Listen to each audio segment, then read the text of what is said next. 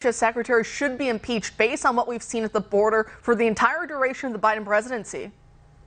Absolutely.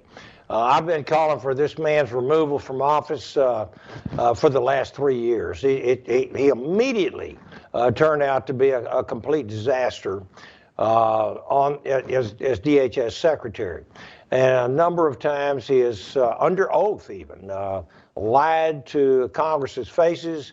He was not under oath when he lied to my face. I'm the co-chair of the House Border Security Caucus. When he stood up and told us straight-faced that he had operational control, that the border was closed, and his policies were working well. Now, nearly 10 million illegal crossers later, it is beyond time that this man be removed from office. And I can tell you the likelihood of that happening, because of we don't control the U.S. Senate, are very unlikely. But the American people want to see accountability. This man actually he's got blood on his hands, Kara.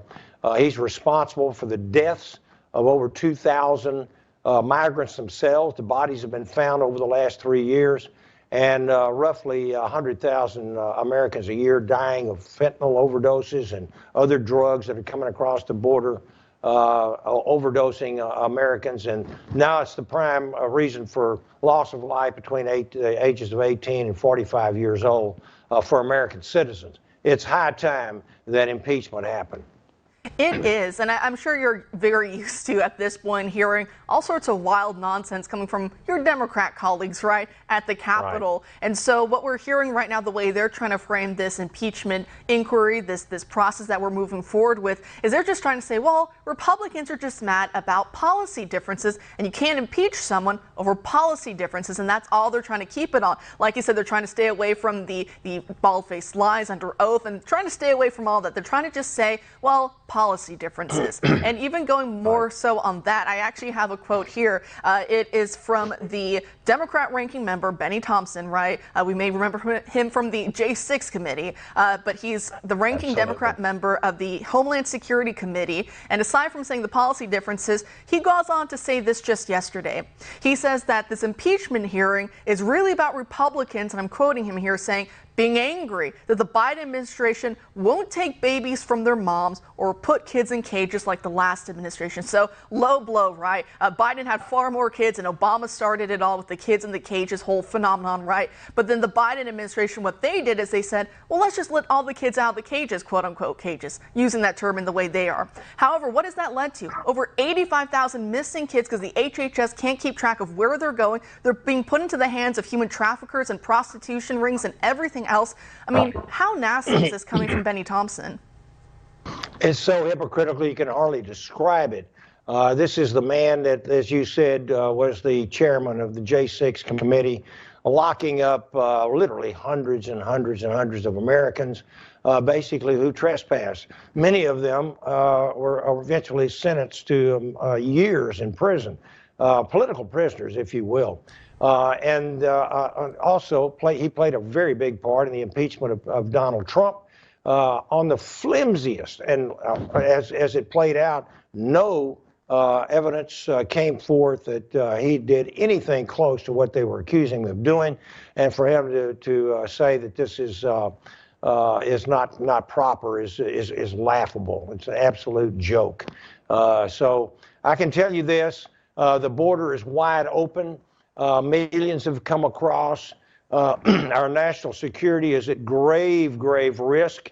300 people, illegal crossers who are on the terrorist watch list have been apprehended. Very scary. How many have not been apprehended? And as I said a while ago, the thousands and thousands of deaths that have occurred because of what's coming across the border. Look, Mexico is now a narco state. It is corrupt. And the Biden administration obviously they have no credibility at all. The Mexican government just simply laughs at them. They have no respect or anything for the Biden administration. This didn't happen under President Trump, let me tell you. The Remain in Mexico, Title 42, interior enforcement, deportations, they turned the spigot off because they turned off the incentive for these people to keep coming. Instead, the Biden administration keeps lighting up the big neon sign that says, come on in, you're going to get all these benefits, free education for your kids, free medical care. Hell, California just gave them, just a week or two ago, just announced they get free health care insurance in California. They just continue to incentivize them to come.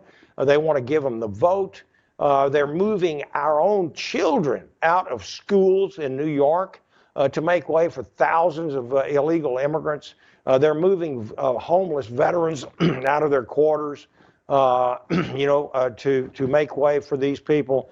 And in all hours of the day and night, they're flying, busing all around. And all these Democrat mayors and the Biden administration can do is criticize Governor Abbott, Governor DeSantis for sending these people to these northern states to give them a little taste of what we have down here. They're getting just a tiny little taste of what we're getting here. What they get up there will come through at our, every month, or what we get through coming through in just minutes. An hour coming across our borders down here.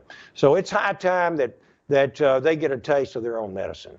It really is, and Biden has been so weak on the border that now the Mexican president is basically extorting him over, right? The Mexican president just saying this week, oh, if you want any help from us, give us $20 billion or whatever it was in humanitarian aid to us and to other Central American nations. And they want all these worker permits for, people of Hispanic descent. AMLO was saying living in America, regardless of their immigration status, to have work permits. I mean, on and on it goes. Like you were saying, we didn't see this under Trump because Mexico, they sent their own guys to the border to make sure it was secure because President Trump threatened them with trade and everything else, and so they hopped to it.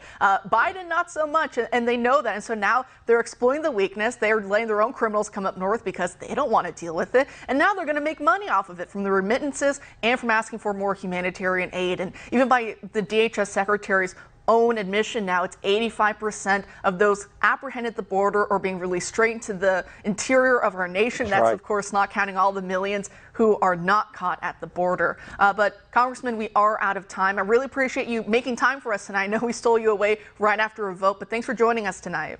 You're welcome, and Happy New Year, Kara. Thank you very much.